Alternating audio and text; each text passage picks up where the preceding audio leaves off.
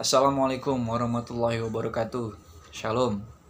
Mungkin kawan-kawan bertanya nih, kenapa judulnya bagaimana peran NU dalam memenangkan kepala daerah pasca reformasi? Memang kalau kita baca dari judulnya ini agak tendensius atau agak mendiskreditkan NU sebagai organisasi keagamaan yang netral. Karena memang kalau kita acu pada Hitoh 1926, NU ini didirikan untuk menciptakan semangat kebangsaan atau terkhususnya untuk menopang atau mengakomodir kepentingan kaum Nahdliyin. Dan mereka adalah organisasi yang netral. Itu ada dalam Hitoh 1926.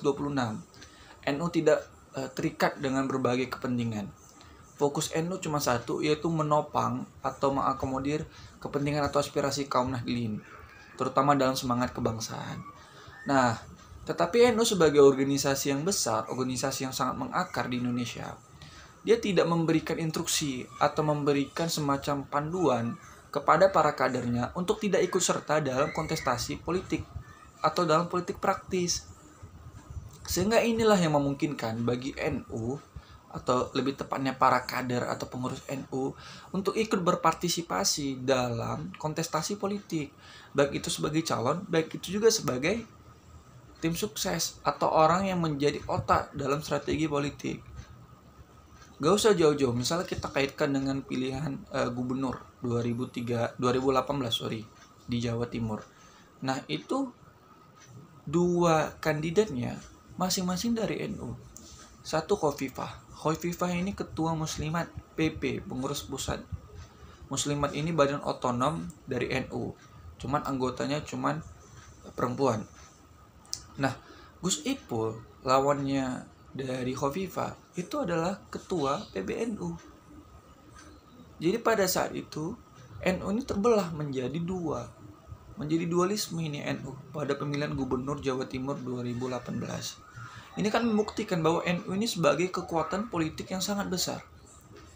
Untuk misalnya di Khofifah, mereka menggunakan Muslimat NU sebagai katakanlah konsultan politik. Mereka memasukkan ketua PWNU Jawa Timur untuk menjadi semacam tim sukses atau otak dari strategi Khofifah, ketua PWNU Muslimat.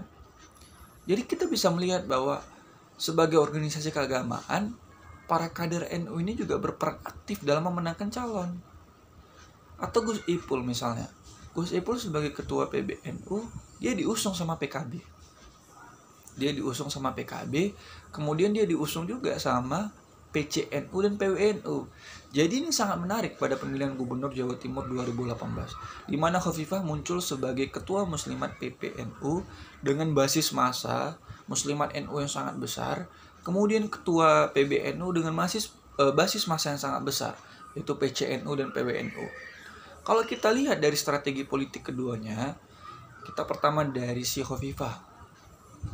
Muslimat NU itu punya sekitar 42 cabang dengan 500 lebih ranting dan 4,2 juta anggota aktif di dalam Muslimat NU. Jadi andaikan satu orang saja di dalam anggota aktif ini ngebawa satu orang, maka suara Khofifah ini sudah mencapai 10 juta. Karena ditambah dengan organisasi-organisasi lainnya. Dan memang betul suara Khofifah pada pemilihan gubernur Jawa Timur 2018 itu suaranya 10 juta. Selisih 1 juta dengan Gus Ipul. Nah, jadi kita bisa lihat bahwa sebagai organisasi yang netral, para pengurus NU ini ikut berpartisipasi memenangkan kandidat calon. Begitu pula dengan Gus Ipul. Dia memasukkan ketua PWNU Jawa Timur sebagai tim suksesnya. Khofifah memasukkan ketua PWNU Muslimat sebagai tim suksesnya. Jadi kita bisa lihat kedua hal ini sangat bertentangan gitu loh. Nah, kemudian studi kasus lainnya di Bandar Lampung. Ya kan? Di Bandar Lampung ini wali kotanya itu didukung sama NU. Tetapi lawan dari wali kotanya ini didukung sama PKB. Tebak siapa yang menang? Yang menang adalah pasangan yang didukung sama NU. Bayangkan, kita bisa lihat bahwa PKB dan NU ini sekarang mungkin sedang tidak hangat-hangatnya. Tetapi kalau kita tarik 2 tahun ke belakang, PKB dan NU ini sebagai bayi kembar yang tidak bisa dipisahkan. PKB itu sendiri lahir dari NU. Ketika NU ingin memperjuangkan kepentingan politiknya, lahirlah PKB. Jadi PKB ini dibidani oleh NU. Tetapi pada prakteknya, contohnya di Bandar Lampung, pasangan yang diusung sama NU itu lebih menang, jauh lebih menang dibandingkan dengan pasangan yang diusung sama PKB. Kemudian untuk di Kabupaten Pesisir Barat, sama halnya juga. Pasangan yang diusung sama NU menariknya lebih menang daripada pasangan yang diusung sama PKB.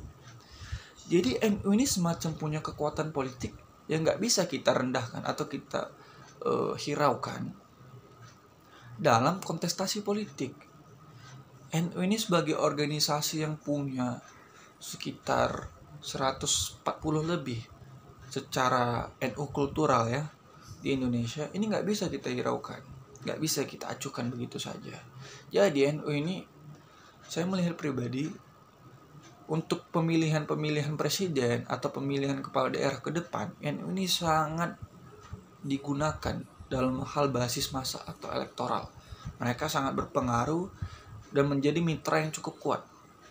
Banyak contoh-contoh atau studi kasus di Indonesia yang membuktikan bahwa NU ini seringkali memenangkan kepala daerah atau pemilihan legislatif. Misalnya pemilihan presiden 2019. Bagaimana pesantren-pesantren itu mendukung pasangan Kiai Ma'ruf pada saat itu, Kiai Ma'ruf Amin, karena dinilai sebagai tokoh di dalam NU. Mereka tidak terlalu suka sama Jokowi, tetapi karena ada Kiai Ma'ruf di situ, mereka mendukung pasangan Jokowi. Sehingga mereka membuat konsolidasi kiai-kiai ini. Ada sekitar 200 kiai yang berkumpul, saya lupa di mana, tetapi itu menciptakan semangat kebersamaan untuk memenangkan pasangan Jokowi dan Kiai Ma'ruf Amin. Jadi dalam konteks nasional, konteks lokal, NU ini sangat berperan dalam hal massa, bahkan dia ikut dalam memenangkan atau menyusun branding atau misalnya menciptakan citra. Sama hal dengan Muslimat NU yang saya bicarakan tadi. Muslimat NU ini bukan hanya sebagai partisipan atau broker politik, tetapi mereka menjadi otak dalam strategi si Khofifah. Mereka menjadi semacam senjata Khofifah gitu. Mereka ikut, mereka merancang kayak mana ini supaya bisa masuk majelis taklim. Kemudian mereka melihat bagaimana budaya-budaya masyarakat, mereka sesuaikan. Kemudian mereka juga meneliti kayak mana nih masyarakat supaya kita bisa masuk ke situ. Mereka merancang citra politik Khofifah, mulai dari pakai jilbab yang putih, kemudian baju batik, sehingga muncul tuh tagline yang pilih sing jilbab putih gitu. Jadi NU ini sebagai misalnya organisasi yang punya basis massa atau katakanlah badan otonom ini mampu untuk menciptakan semangat-semangat tadi untuk memenangkan kepala daerah. Semangat-semangat yang bisa disebarkan. Tetapi orang-orang yang di dalam NU ini, mereka tidak bergerak sebagai kader NU. Mereka membentuk sendiri nih wadahnya. Misalnya dengan keluarga besar PBNU. Jadi mereka tidak bawa nama NU. Mereka bentuk sendiri badan otonom yang bisa memenangkan kepala daerah.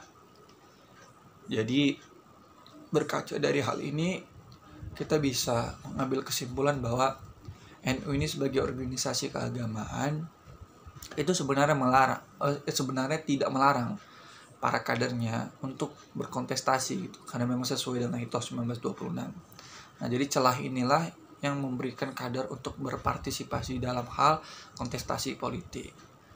Nah, mungkin itu yang bisa saya sampaikan pada kesempatan kali ini.